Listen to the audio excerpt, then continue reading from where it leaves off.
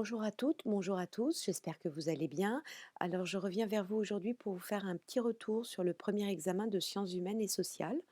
Et on va commencer par les points positifs. Alors, globalement, dans l'intégralité des copies, j'ai bien retrouvé l'application de la méthodologie qu'on avait vue ensemble, à savoir la reprise des intitulés pour répondre aux questions et le fait que les réponses étaient rédigées sous la forme de phrases et de phrases courtes ou longues, mais en tout cas sous la forme de phrases. Sur le fond, globalement, la majorité des copies révélaient une assez bonne maîtrise des connaissances et une assez bonne restitution des notions de cours. Donc ça, c'était les points positifs.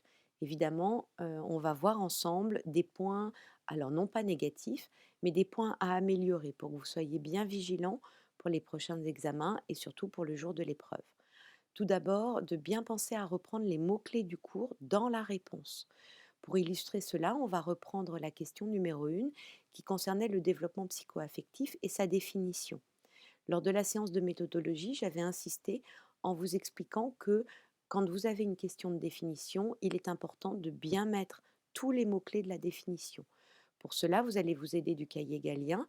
Et là, par exemple, sur le développement psychoaffectif, sont indiqués en gras, et là, je vous les ai soulignés, les mots-clés qui doivent impérativement apparaître dans votre copie pour que vous puissiez obtenir le maximum des points attribués à cette question. Deuxième point de vigilance, lire attentivement les intitulés des questions. On va voir ensemble le cas de la question numéro 2 sur la notion pour décrire et expliquer le développement psychoaffectif. Alors certains d'entre vous ont bien ciblé que c'était la notion qui devait décrire et expliquer le développement psychoaffectif. Mais ils ont fait un lien entre description et explication et théorie du développement, ce qui en soi n'est pas un mauvais lien, puisque effectivement les théories du développement vont décrire et expliquer ce développement. Mais là, il faut rester collé au sujet. Et dans le sujet, on vous disait bien quelle notion, donc une seule notion, ça ne pouvait pas faire référence aux théories, puisque les théories constituent un ensemble de propositions. Donc la seule notion qui était abordée et à aborder, c'était la notion de stade. Autre point sur lequel il faut être vigilant, de bien garder à l'esprit l'épreuve et l'aspect rédactionnel de l'épreuve.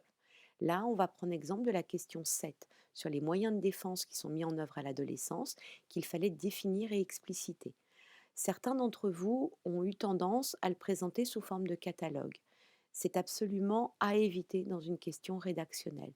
Ne pas mettre ni de tiret, on l'avait vu en séance de méthodologie, mais non plus ne pas mettre un, 2, 3. Privilégier plutôt ce qu'on appelle les mots connecteurs. Donc là, par exemple, on pouvait mettre tout d'abord l'intellectualisation, nanana, puis le clivage et enfin la mise en acte. Dernier point que je tiens à souligner, quand vous avez des notions clés à restituer, faites bien attention à l'orthographe des mots-clés parce que vous risquez d'être pénalisé. Voilà, c'était un petit retour donc sur l'examen numéro 1.